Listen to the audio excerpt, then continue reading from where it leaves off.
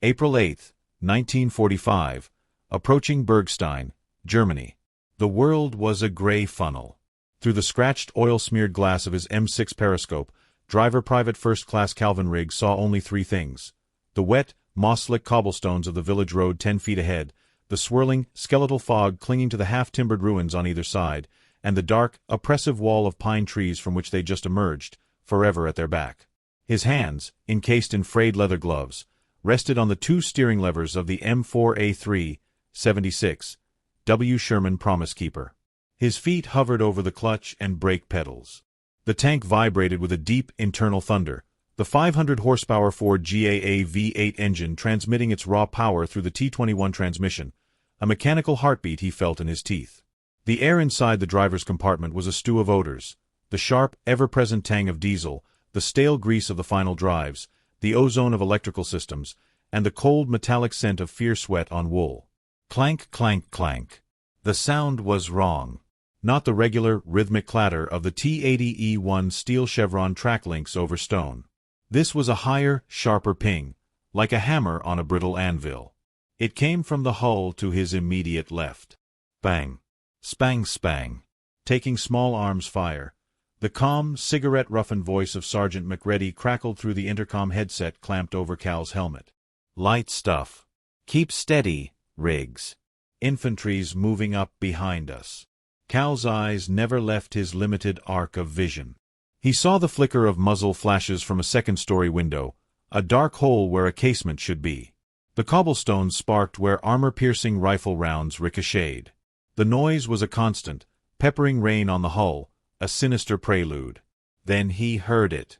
A sound that froze the blood in his veins despite the engine's heat. Thump whoosh. It wasn't artillery. It was intimate. Close. The distinctive, hollow launch of a Panzerfaust. His brain, trained on 1,000 horror stories and technical manuals, processed it in microseconds. Launch tube, shaped charge warhead. 200 millimeters of penetration. Faust. Bullseye Mikey screamed from the gunner's seat. Time didn't slow. It shattered. A comet of fire and smoke, impossibly fast, slammed into the glassy plate directly in front of Cal's compartment. Crew-ump. The impact was not a bang, but a deafening, catastrophic concussion. The 38-ton tank shuddered as if hit by a freight train. A blinding white flash filled Cal's periscope, followed instantly by a sun-bright jet of molten copper and steel, the shaped charge's deadly penetrator, screeching across the armor in a cascade of incandescent sparks.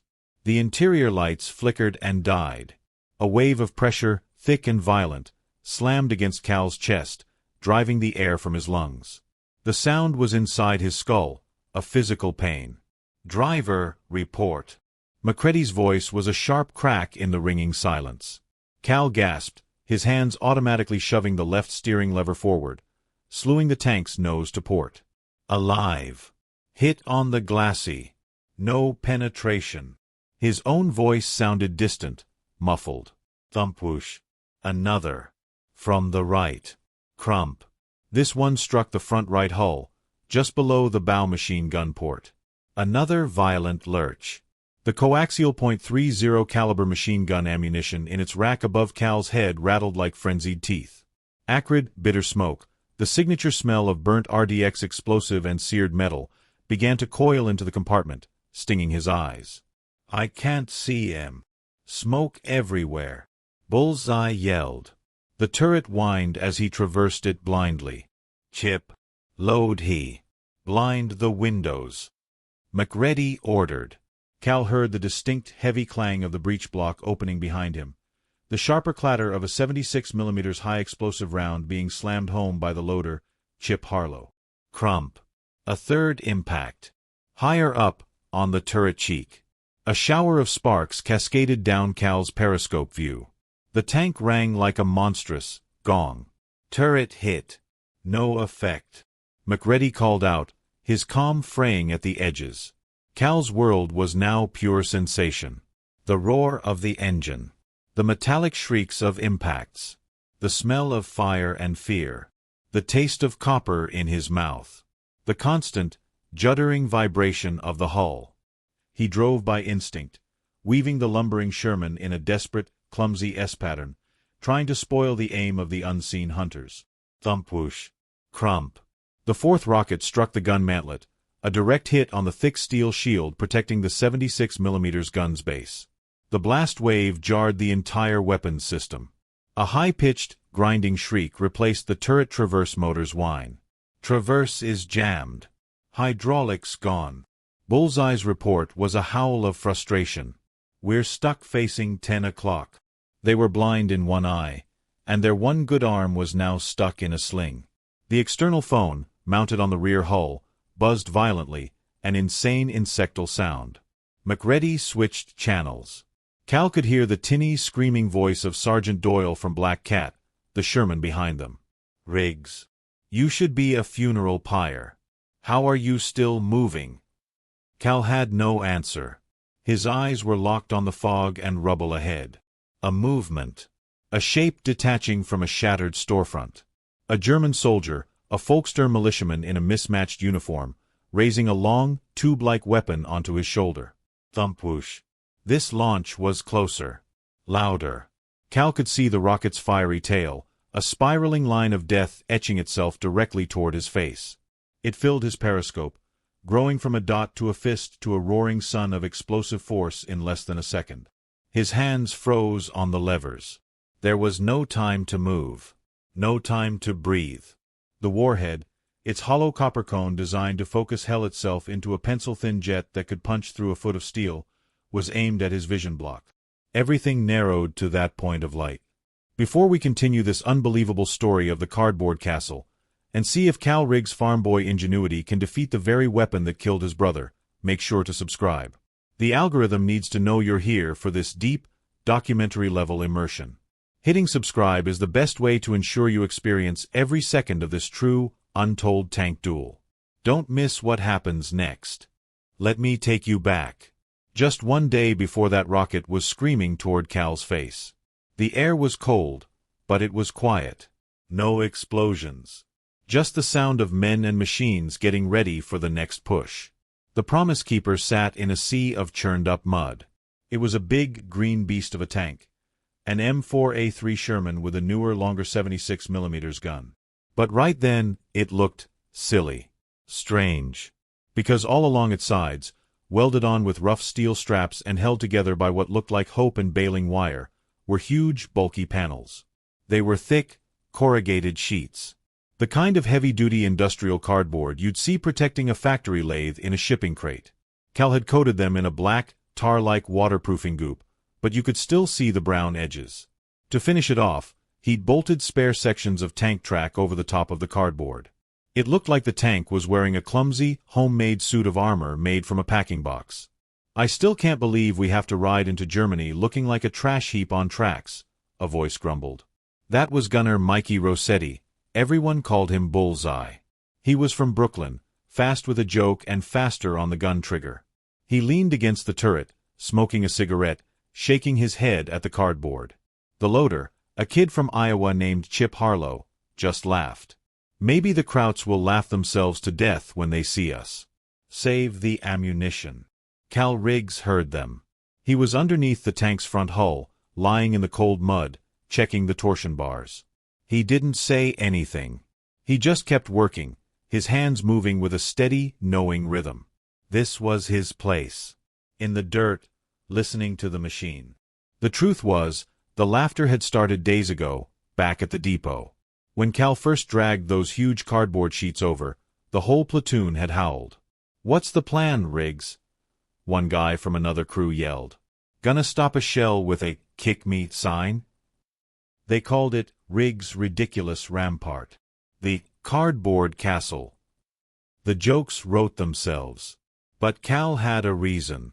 A deep, quiet reason. He felt a piece of paper in his breast pocket, right over his heart. It was a letter from his mom.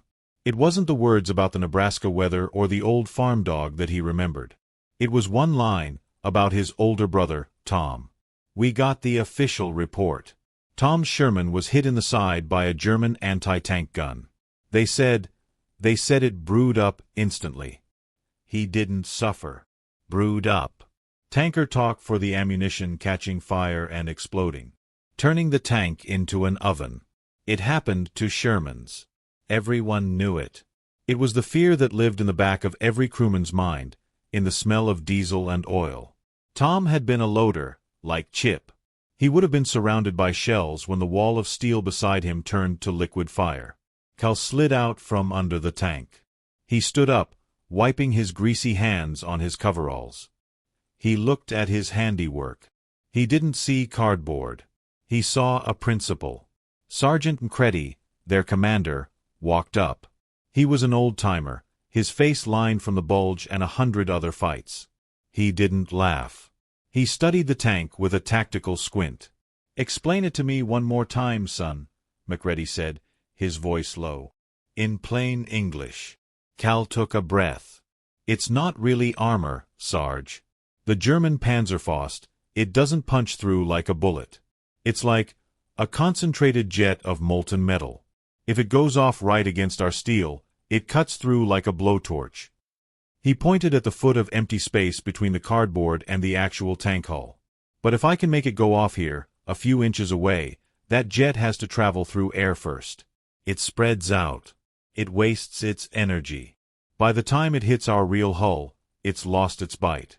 The cardboard just spoils the party. Makes the fuse go off too early."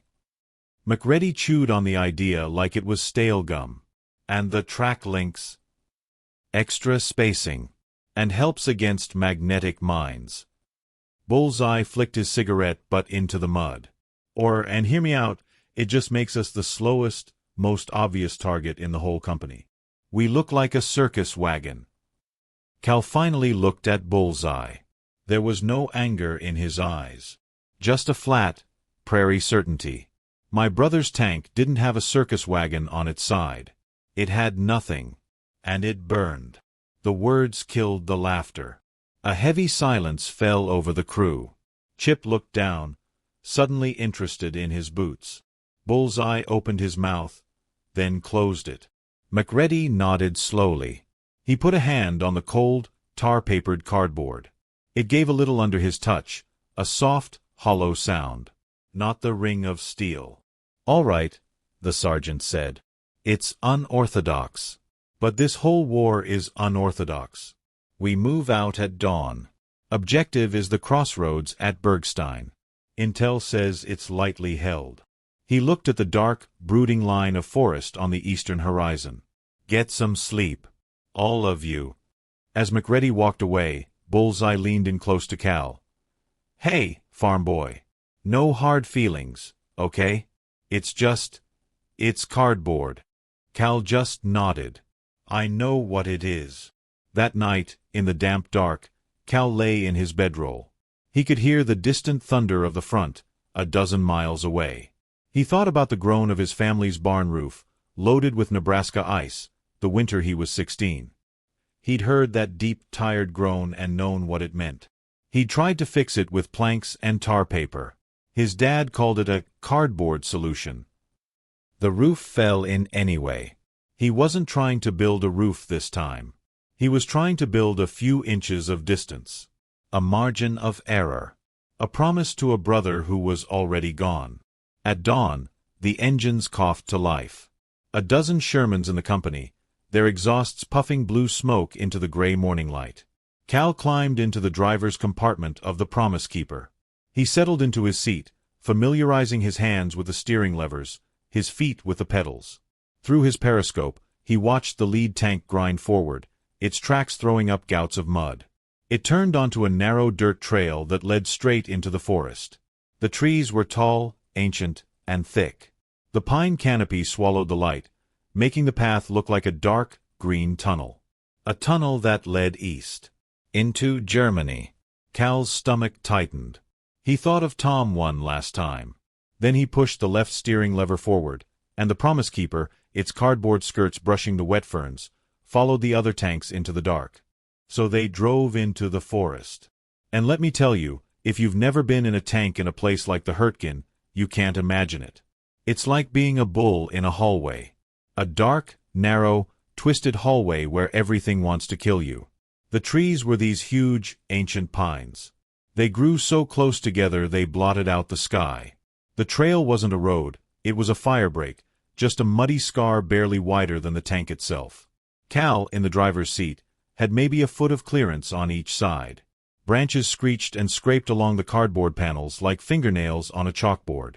Rear rip-rip-rip. The only light was a sickly green gloom. His periscope view was a tunnel within a tunnel, showing nothing but more mud, more roots, and the dark trunk of the next tree. "This is worse than the subway at rush hour," Bullseye muttered over the intercom.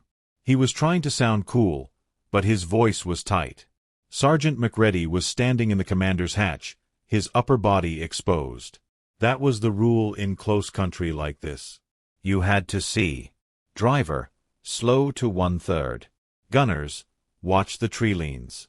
Infantry, stay close to the hulls. The platoon of GIs walking alongside them looked like ghosts in the fog, their faces pale and strained. The silence was the worst part. No birds. Just the deafening roar of their own engines, echoing weirdly off the trees, and the crushing sound of steel tracks tearing up the forest floor.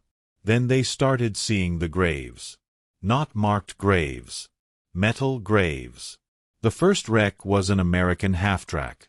It was shoved off the trail, blackened and skeletal, its tires burned away. A few yards later, a Sherman. Its turret was blown clean off, lying upside down in the ferns like a dead beetle. The hull was a hollow, charcoal shell. Jesus. Chip, the loader, breathed. He was peeking through a vision slit. That's a 43 model. Wet stowage and everything. Cal saw every wreck with a driver's cold, mechanical eye. The half-track? Hit in the side. Fuel tank went up. The Sherman? A clean penetration through the lower hull side. Probably a Panzerschreck. Ammo cooked off. He could almost hear his brother Tom's last seconds in that silent, scorched metal. Every burned-out hulk was a lesson. A warning. He felt the eyes of the forest on them. "Stay sharp," McCready's voice crackled. "These aren't here by accident. They're landmarks. For them." They rounded a bend in the trail. The fog swirled. Whoom. A flash of orange erupted from a cluster of ferns 70 yards ahead. Not the whoosh of a Panzerfaust. The deeper, sharper crack of a Panzerschreck, the bigger, reloadable brother. A solid streak of fire and smoke slammed into the lead tank, Black Cat, right on its gun mantlet. Krang. The sound was sickening. Black Cat jerked to a stop. Smoke poured from its turret ring. "Contact! Front!" McReady yelled. "Gunner!" Ferns at 10 o'clock. Inside the Promise Keeper, chaos erupted, but it was a trained chaos. Cal instinctively shoved the brakes, halting their tank. Behind him, he heard the heavy clang of the breech as Chip slammed a high-explosive shell home. "Up!" Chip yelled. Bullseye was already traversing the turret. The motor whined. On the way. The 76mm gun roared. The tank rocked back on its suspension. The blast was deafening inside the steel box. Through his periscope, Cal saw the explosion in the ferns, dirt, pine needles, and dark cloth erupting into the air. Hit. Reload. Bullseye shouted. But the German team wasn't done. A second soldier stood up from a foxhole, hefting the long Panzerschreck tube onto his shoulder. "Machine gun! Machine gun!" McCready yelled, swinging the .50 cal on the roof. But Bullseye was faster. He slapped the pedal for the coaxial .30 caliber, the machine gun mounted right beside the main gun. A brutal, chattering BRRP rang out. Tracers stitched across the distance, chewing up the ground, then the soldier. The man fell back, the weapon dropping. Silence rushed back in, louder than the guns. Black Cat was still smoking. Men were bailing out of its hatches, rolling into the mud. They were alive. The mantlet was dented deep, but it had held. "See," Bullseye said, a shaky laugh in his voice. "Frontal armor. Does the job. Don't need no cardboard for that." But Cal wasn't listening. He was watching the forest. The single, well-aimed shot. The prepared positions. This wasn't a random patrol. This was a channel. They were being funneled. Sergeant McCready got on the radio. Black Cat's immobilized. We're the lead tank now. Orders stand. Push through to Bergstein. Cal's heart sank. We're the tip of the spear now. They pushed past the wounded Black Cat, its crew giving them grim thumbs up. The forest got even thicker. Then, without warning, it ended. One moment they were in the green gloom, the next, they lurched out into a flat, open killing ground. A battered cobblestone road led across 200 yards of muddy field to the first stone houses of a small town. Bergstein. The fog was patchy here, drifting like smoke. The town was quiet. Too quiet. No movement. Every window was a dark, hollow eye. As Promise Keeper's tracks hit the cobblestones with a loud clank, the last of the fog over the town parted for just a second. Cal saw it. A flicker in an upstairs window. A shape moving behind a shattered wall. Not just one. Many. They weren't in the forest. They were in the town. Waiting. The distant thump of German mortar fire, silent since the ambush, started again. But this time, the shells weren't aimed at the woods. They were walking, thumpsy-rump, thump-crump, right down the cobblestone road toward them. Cal's mouth went dry. He keyed his intercom, his voice a low rasp. Sarge. It's a rat trap. And the mortar barrage stopped. An even more dangerous silence swallowed them whole. All right, let's go back. Right back to that rocket filling Cal's periscope. April 8, 1945. Bergstein. The rat trap is sprung. That 5th Panzerfaust rocket is coming straight for Cal's face. At the last possible second, he doesn't jerk the steering levers. He slams his foot on the left brake pedal instead. The Promise Keeper's left track locks. The 38-ton tank pivoted hard, just a few degrees. It was enough. The rocket didn't hit the vision block. It smacked into the thick, tar-papered cardboard and spare track links covering the left front hull, right near the driver's compartment. Boom. The explosion was different this time. Muffled. It happened outside. A huge, dirty fireball engulfed the side of the tank. The hull rang like a bell, and Cal was thrown against his shoulder harness. But there was no sun-bright jet of metal. No screaming penetration. Just smoke and a terrible, shuddering groan from the steel. Inside, it was chaos. The lights were out. Thick, bitter smoke poured in through every vent and seam. Chip was yelling. Bullseye was cursing a blue streak. Sergeant McCready was barking orders. Report. Driver, report. Cal gasped, choking on smoke. Alive. Hit on the left skirt. I think it held. Gunner, what do you see? Nothing. Just smoke. I can't see a damn thing. They were blind, deaf, and totally exposed on that cobblestone road. Cal's hands moved on instinct. He released the brake and shoved both steering levers forward. The tank lurched ahead, straight toward the nearest solid thing, a half-collapsed stone wall on the side of the road. He needed cover. But the Germans weren't done. They'd seen the first rocket fail. They adjusted. Thump-whoosh. From a different window. Thump-whoosh. From a rubble pile across the street. The 6th and 7th Panzerfaust rounds were in the air almost at the same time. Number 6 hit the upper front hull, just below the driver's hatch. Another muffled, external explosion. The cardboard and tracks there vaporized, leaving a smoldering blackened scar on the underlying steel, but no hole. Number 7 was a direct hit on the remaining cardboard skirt on the right side. Boom. This one blew the entire improvised panel clean off. It shattered into 1,000 burning pieces. The force of it rocked the tank onto its right tracks for a terrifying second before it slammed back down. But again, no penetration. The real armor was scorched and dented, but it was whole. The Promise Keeper reached the stone wall. Cal crunched the front slope up against it, giving cover to the left side and front. They were partially protected. But now they were also stuck. The smoke inside began to clear just enough to see. Cal's ears were ringing. He looked to his left, through the vision port in the side of his compartment. Where the thick cardboard panel had been, there was now just a mess of torn metal straps and a black burn mark on the green steel. The mark was the size of a dinner plate, deep, but it wasn't a hole. It was just a scar. A stunned silence fell over the intercom. Bullseye broke it, his voice hushed with awe. Holy smokes. The cardboard. It actually worked. It triggered the warhead early, Cal said, his own voice sounding strange to him. The jet had to travel through air. It lost its focus. Sergeant McReady didn't celebrate. His voice was cold, tactical. It worked there. But we're immobilized against this wall. Turret traverse is still jammed. We're facing the wrong way. And they know our trick now. As if to prove his point, small arms fire started up again. Ping ping ping spang. Against the hull. They were being peppered by rifle fire to keep their heads down. Then Creddy's voice dropped lower. Driver. I'm looking through the periscope.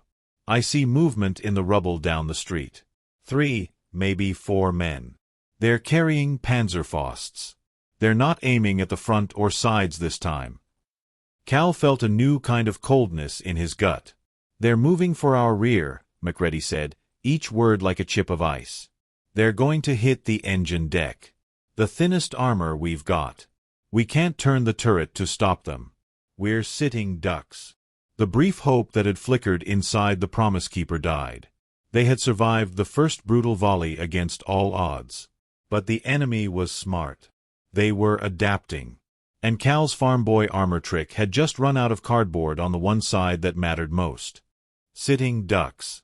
That's what they were. Sergeant McReady's words hung in the smoky air inside the tank. Cal's mind was racing. The engine was still rumbling behind him. The turret was frozen, pointed uselessly off to the left. They were pinned against a wall. And somewhere out there, German soldiers were sneaking around to shove a Panzerfaust rocket right up their tailpipe. He could picture it. The thin rear armor over the engine. The gas tanks. It would be a fireball. Just like Tom. We can't just sit here. Bullseye yelled. We gotta do something. Do what?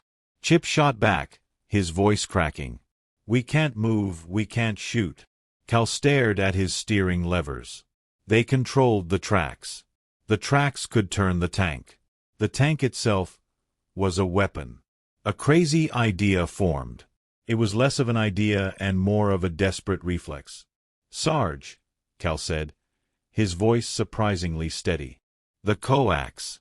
Is it still hot? The coaxial machine gun, the one next to the main cannon, had fired fine earlier. It didn't need the turret hydraulics. It's operational, McReady said. Why? Then we fight with the hull. You and Bullseye guide me. Use me as the gun. There was a beat of silence over the intercom. They all understood what he was suggesting. He would drive the entire tank, this trapped 38-ton beast, to aim the one working gun they had. You're out of your mind, farm boy, Bullseye breathed. But there was a spark of hope in it. It's the only play, McReady said, making the call. All right. Driver, listen to my commands. Gunner, you're my spotter. Look through your sight. The second the coax lines up on a target, you fire. Chip, be ready to feed the ammo belt. Yes, Sergeant. Okay, Riggs, McReady said. Back us up. Slow. 3 meters. Cal took a deep breath. He pulled the left steering lever back. The left track reversed. The tank groaned, grinding its rear against the stone wall, and began to pivot backward into the street. Infantry at 11 o'clock. In the alley. Bullseye shouted. Driver, stop. Left stick forward, hard. Pivot. Cal slammed the left lever forward and pulled the right back. The Sherman spun in place, its tracks tearing up the cobblestones. It was a brutal, clumsy move. Inside, they were thrown around like dice in a cup. Stop. Coax on target. Fire. Bullseye stomped on the pedal. The .30 caliber machine gun erupted, its rapid BRRRP loud even inside the hull. Tracers lanced into the alleyway. They heard a scream. Got him. Driver, forward. Straight. 10 meters. Cal pushed both levers forward. The tank lurched ahead, away from the wall. They were now exposed in the middle of the street, but they were moving. They were fighting back. It was a violent, nauseating dance. McReady and Bullseye were his eyes, shouting directions. Cal became an extension of the machine, his muscles straining against the heavy controls. Forward. Stop. Pivot left. Reverse. Every move was a desperate jerk. They crushed a German machine gun nest hidden behind a cart. The coax cut down a soldier trying to reload a Panzerfaust behind a fountain. But the strain was tremendous. The engine was screaming, overheating. Cal heard a new sound, a high metallic whine from deep in the transmission, a sound he knew all too well from dying tractors back home. It was the sound of metal crying out, about to break. And they were drawing more fire. Bullets sparked off the hull constantly. They were a loud, obvious target, lurching around like a wounded animal. "They're getting closer," Chip yelled, peeking through a vision slit. "I see guys with satchels." Magnetic mines. The Germans were closing in for the kill. Cal pivoted the tank again, trying to bring the rear away from a rushing soldier. As he did, he saw a blur of movement in his side periscope. A German, young, his face smeared with dirt, sprinted from a shattered doorway. He wasn't holding a Panzerfaust. He was clutching a dull, gray, pie-shaped object with a handle. A Haftholadung. A magnetic hollow charge mine. The soldier dove the last few feet. Clunk. The sound was soft, solid, final. It was the sound of the powerful magnet in the mine clamping onto the steel of the Promise Keeper's rear deck, right above the engine grills.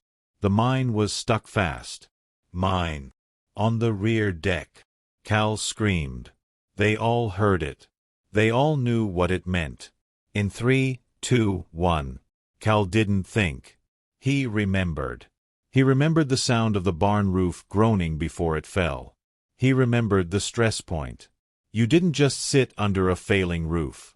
You got out from under it, or you pushed the weight off. "Hang on," he roared. He didn't try to drive away. He shoved the left steering lever all the way forward and yanked the right lever all the way back. The Sherman spun on its axis, a violent, grinding pirouette. He drove the left side of the tank directly into the solid stone wall they'd just left. Screech. Crunch. The sound was horrific. Metal shrieking in agony against unyielding stone. The whole tank jolted as it ground along the wall. Sparks flew past the vision blocks. For a terrifying second, nothing happened. Then they heard it. A sharp scrape, followed by a muffled thud from outside. The magnetic mine had been scraped off the deck by the stone wall. It fell to the ground and detonated against the cobblestones, a loud, localized boom that shook the tank's belly. They'd done it. They'd gotten the mine off. But the cost was immediate. There was a loud, sharp snap, like a giant tree branch breaking. The Promise Keeper lurched violently to the left and stopped dead. The engine roared, but they didn't move an inch. Cal knew the sound. He'd heard it 100 times on the farm when a plow hit a buried rock. The left track. It had snapped, thrown clean off its wheels. The tank let out a final, shuddering sigh of steam and metal, and settled into the rubble. They were no longer sitting ducks. They were a nest. Broken. And utterly, completely still. The silence was the worst part. After all the roaring, the screaming, the gunfire, and the shrieking metal, now there was just the low, ragged tick-tick-tick of the engine cooling, and the patter of light rain on the hull. The Promise Keeper was dead in the water. Or rather, dead in the middle of a German street. Cal sat in his driver's seat, his hands still gripping the levers, as if he could somehow force the broken tank to move through sheer will. A broken track is a death sentence for a tank. It's like a snapped backbone. You're not going anywhere. "Report," Sergeant McReady said, his voice flat and tired. "Left track is thrown," Cal said, stating the obvious. Final drive might be damaged. We're immobilized. Electrical fire out back is contained, Chip's young voice chimed in, followed by a cough. The air still stank of chemical smoke from the extinguisher. I've got no targets, Bullseye said. They've gone to ground. They're regrouping. That was the most dangerous part. The enemy had seen them cripple themselves. They knew the American tank was now a steel pillbox that couldn't run. They could take their time. Set up the perfect shot. Cal's mind, trained by a lifetime of fixing broken things with whatever was at hand, was scanning the problem. Broken track. Immobile. Rear armor exposed.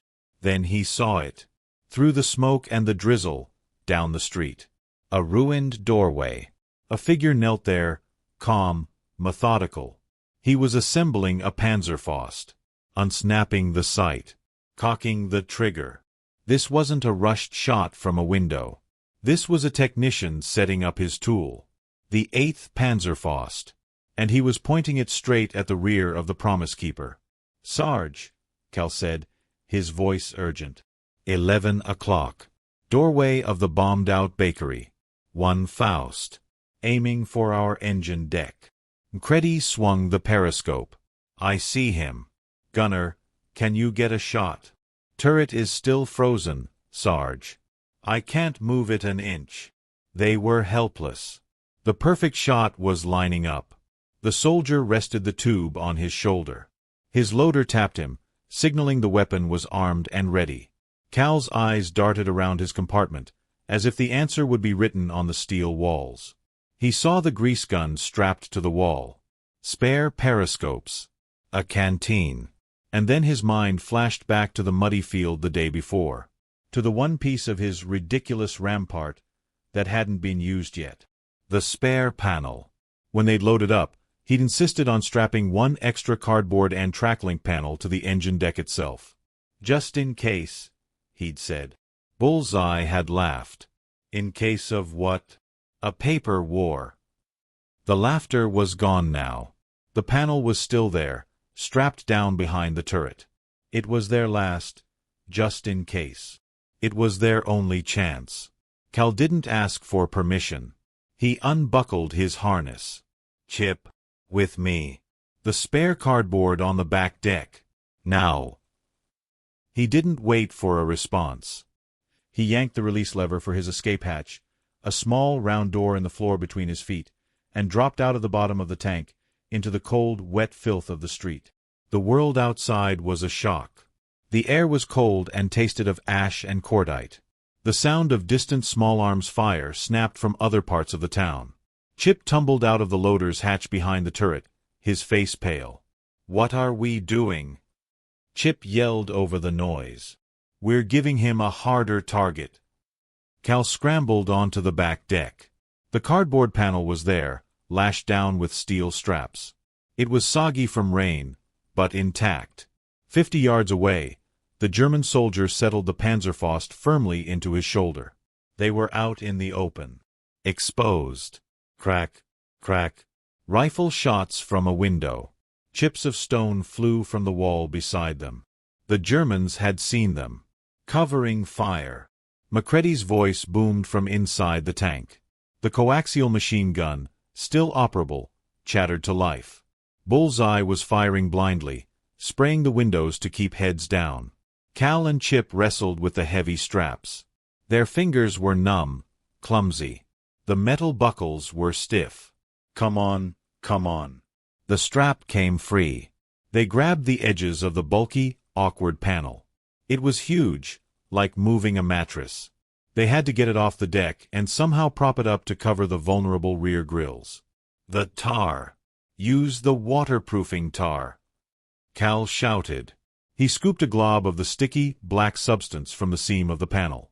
It was like thick, cold glue. He slapped it onto the rear engine deck's vertical plate, right over the transmission housing. Push. Stick it on. They manhandled the panel, shoving it against the sticky tar. It held for a second, then began to sag. It wasn't enough. It would fall off. Thump whoosh. The sound cut through everything. Cal turned his head. The 8th Panzerfaust rocket was in the air. A tiny, fiery dot that grew with terrifying speed. It was coming right at them. A straight shot at the heart of the machine. There was no time. Cal did the only thing he could. He turned his back to the incoming rocket, braced his boots against the tank's deck, and threw his whole weight against the sagging cardboard panel, pinning it to the steel with his own body. Cal! Chip screamed. The world dissolved into fire and noise. 4 Cal rigs, pinned against the back of his tank with a rocket coming at him. Time didn't slow down. It just got very, very simple. There was the whoosh. There was the heat on his back. And there was the panel in front of him, the rough, tar-papered cardboard pressing against his chest. He could smell the wet cardboard, the diesel, his own fear. This was it.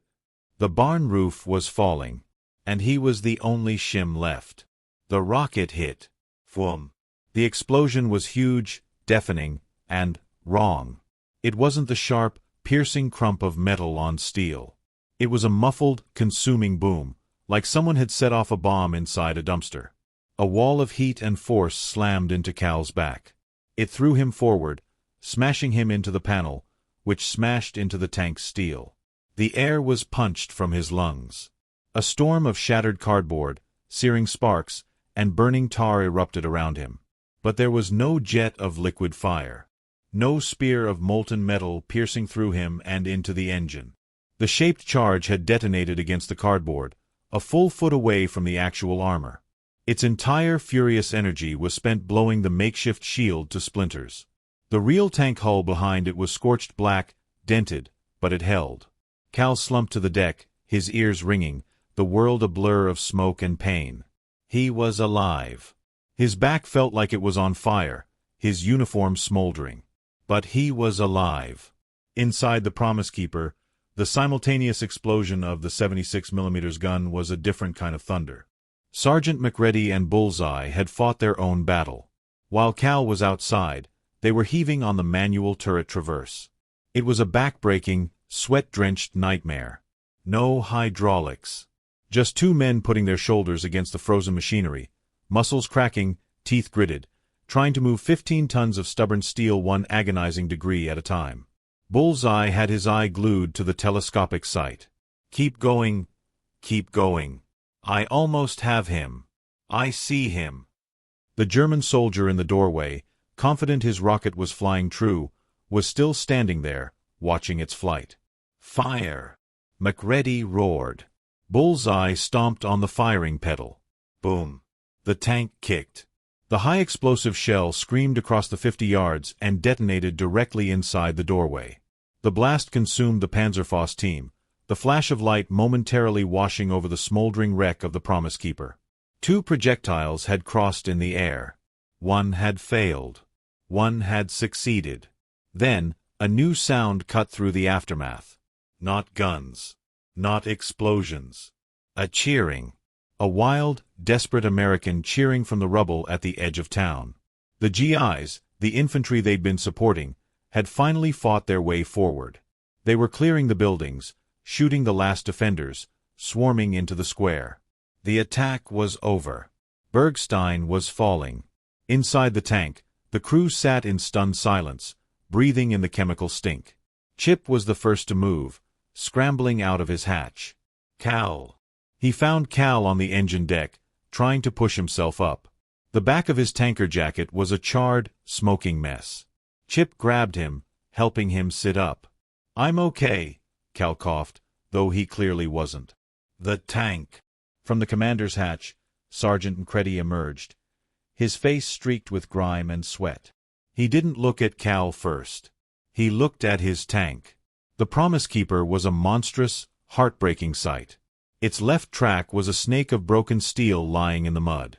Its hull was scorched black in 8 distinct dinner plate-sized spots, each one a story, each one a Panzerfaust hit that should have been fatal. The cardboard skirts were gone, vaporized, leaving only twisted metal straps. The rear deck was a mess of splinters and tar. Smoke curled from every seam. It was a wreck. But it was a surviving wreck. McReady's eyes finally found Cal's. The sergeant's hard, seasoned face did something then. The toughness melted away, replaced by a look of pure, unvarnished awe. He'd seen everything from Normandy to the Bulge. He'd never seen anything like this. He climbed down slowly, walked over, and put a hand on Cal's shoulder, careful of the burns. "Riggs," he said, his voice hollow, stripped bare. "You farm boy genius. You saved this tin can." A grin, wide and disbelieving, spread across Bullseye's face. He let out a loud, half-crazy laugh. 8 hits. 8. And we're still here. The cardboard castle held. The relief was like a drug. They'd made it. They'd actually made it. But then Cal's driver's ears, trained on the sounds of machinery, picked up a new sound beneath the cheering and the distant gunfire. A slow, steady drip, drip, drip. He pushed himself up, wincing, and looked down at the belly of the tank where he'd dropped out. A dark, viscous river was leaking from the shattered final drive and transmission housing, mixing with the rainwater in the gutter. It was hydraulic fluid and gear oil, the lifeblood of the tank. The Promise Keeper had taken its punishment. It had given everything. That final, grinding pivot into the wall to scrape off the mine had been its last act. Its backbone wasn't just broken. Its heart was bleeding out onto the cobblestones of Bergstein. The groan had finally ended. The machine was dead. The fight left Bergstein. The last cracks of rifle fire echoed and faded, replaced by the low, constant sounds of a battlefield in the hours after. The moan of the wind through broken buildings, the distant cry for a medic, the hiss of rain on hot metal. Cal sat on a pile of rubble, a coarse army blanket around his shoulders. A medic had patched up the burns on his back, superficial, thank God, and given him a shot for the shock. He just felt numb. He watched as the salvage team hooked up the Promise Keeper. It wasn't a recovery. It was a burial detail. The mighty tank, now just dead weight, was dragged by 2 larger recovery vehicles off the cobblestones, leaving deep, ugly scars in the street. But as it was pulled away, something happened. The other tank crews, the infantrymen who had fought through the town, they gathered. They didn't say much. They just looked at the hull of the Promise Keeper as it passed by. And they saw them. 8 perfect, blackened rings. 8 angry scars, each with a story. 1 on the glacis. 2 on the front hull. 1 on the turret cheek. 2 on the sides. 1 on the rear deck. A map of a miracle. The laughter was gone. The jokes about the cardboard castle had died somewhere between the 5th and 6th hit. Now, the men just stared with a kind of reverent disbelief. They touched the scorched marks as the hull passed, like it was some kind of relic. Bullseye Mikey came over, holding 2 cups of lukewarm coffee. He handed one to Cal. No smirk. No wisecrack. "Here, farm boy." Cal took it. "Thanks." They sat in silence for a minute, watching their home for the last year get dragged away. "I owe you an apology," Bullseye said, not looking at him. "I called it cardboard. It was standoff armor. You were right. You saved our necks."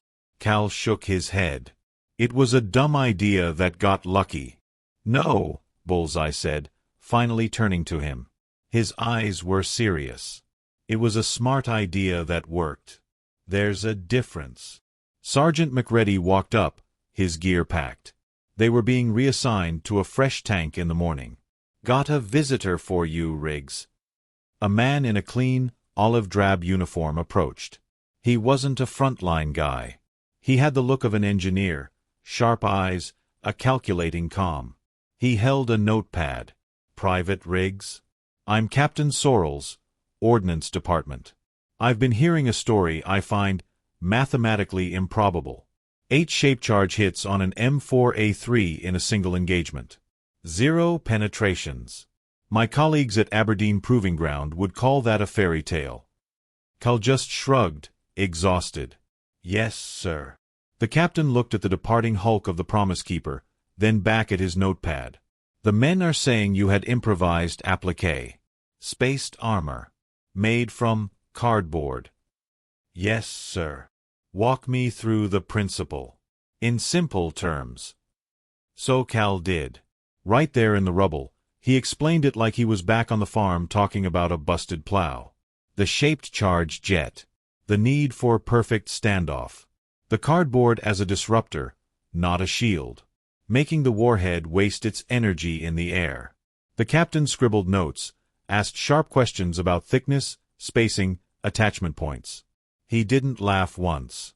He just nodded. When Cal finished, the captain closed his notepad.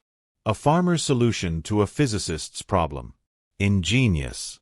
It won't win the war, son. But it might have won this street. He gave a curt nod and walked away. The war moved on. Weeks later, the news came. Germany had surrendered.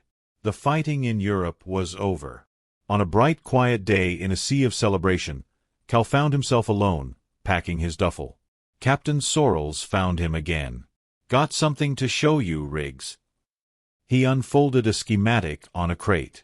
It was a drawing of a tank hull, but not a Sherman. It was sleeker, angrier. Future concept. We're thinking years down the road. Notice anything? Cal looked. And there, on the sketched side of the future tank's turret and hull, was a deliberate, measured gap. A space between an outer layer and the main armor. The notes in the margin called it spaced armor to defeat heat warheads. It was his cardboard principle. Drawn in clean, professional ink. "Your idea had merit," the captain said simply. "It won't be cardboard next time. It'll be steel. But the idea started here." Cal ran a finger over the drawing. He didn't feel like a hero.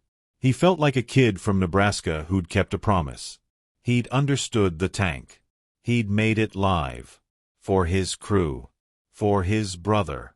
The story of the Promise Keeper faded into the million other stories of the war. But in a quiet office in Detroit a year later, an engineer, reviewing frontline field reports, paused on a curious account from the 8th of April 1945. He read about cardboard and tank tracks and 8 hits. He smiled, shook his head, and then, thoughtfully, added a few more millimeters of calculated empty space to the blueprint on his desk. The ghost of a farm, a brother's memory, and a promise kept echoed silently in the future's steel. This is how history is made. Not just by generals, but by grit, grief, and a farm boy's ingenuity in the darkest moments. If this story of survival and silent legacy pulled you in, smash that like button. It tells the algorithm to show this to more people who appreciate true, deep storytelling. And subscribe, because next time, we dive into another forgotten tale where one man's decision changed everything.